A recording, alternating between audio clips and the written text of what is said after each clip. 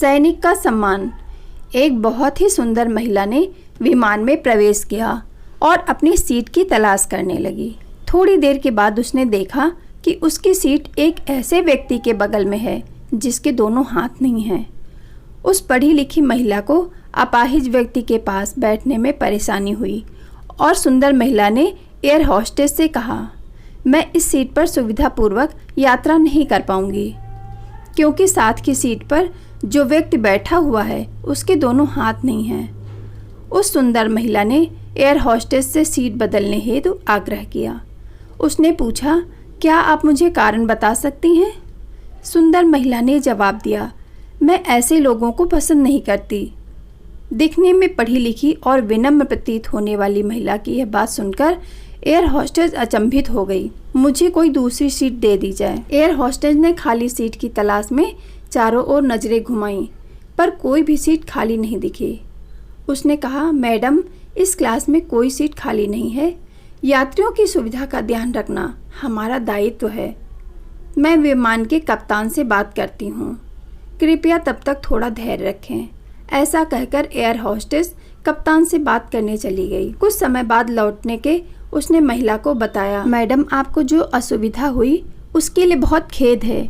इस पूरे विमान में केवल एक सीट खाली है और वह प्रथम श्रेणी में है। मैंने हमारी टीम से बात की है और हमने एक असाधारण निर्णय लिया है। एक यात्री को इकोनॉमिक क्लास से प्रथम श्रेणी में भेजने को राजी हो गई है। ये हमारी कंपनी के इतिहास में पहली बार हो रहा है। सुंदर महिला अत्यंत प्रसन्न हुई। इससे पहले कि वह अपनी प्रतिक्रिया व्यक्त कर पाती और एक शब्द बोल पाती, एयर होस्टेस उस अपाहिज और दोनों हाथ विहीन व्यक्ति की ओर बढ़ गई और विनम्रतापूर्वक उससे पूछा, क्या आप प्रथम श्रेणी में जा सकेंगे? क्योंकि हम नहीं चाहते कि आप एक अशिष्ट यात्री के साथ यात्रा कर परेशान हों। यह बात सुनकर सभी यात्रियों ने ताली बजाकर उनका स्वागत किया।